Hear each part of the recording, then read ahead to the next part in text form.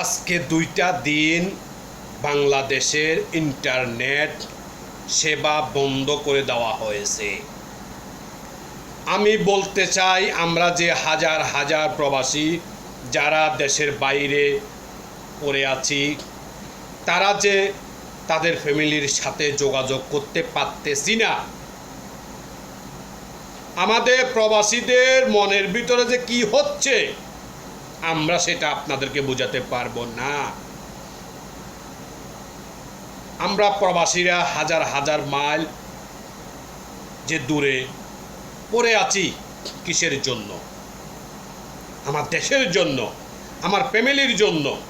আমরা যে প্রতি মাসে যে রেমিটেন্স পাঠাচ্ছি, এটা কারা পাচ্ছে, কারা খাচ্ছে? কেন নেট সেবা বন্ধ করেছেন? আমার ছোট্ট একটা মেয়ে আছে, আমি মেয়েটার সাথে আজকে 2টা দিন যোগাযোগ করতে পারতেছি না। কেন? কে দেবে আমার এই প্রশ্নের উত্তর? কে দেবে?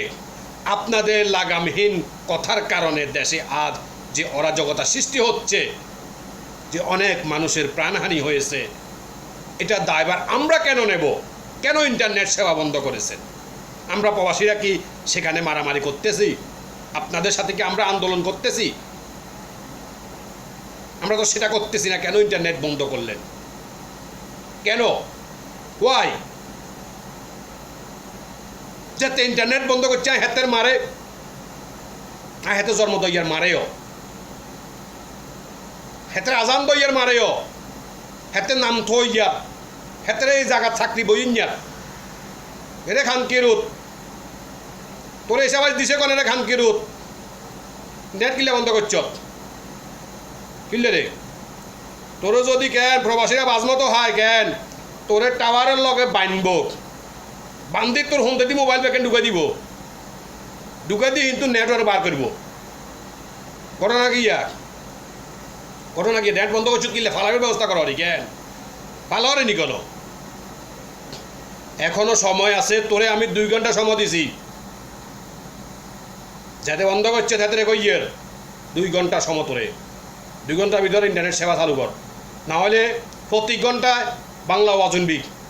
বাংলা ওয়াজ প্রবাসীরে খেবাচ্ছা, খবরদার প্রবাসীরে খেবাচ্ছা। খেবাইলে বাইশ তিনও দেশে দেখতে তিনও বিদেশে যাই তিনও, যে দেশে যাই প্রবাসী আছে, বাঙালি আছে, হিনেও আইব।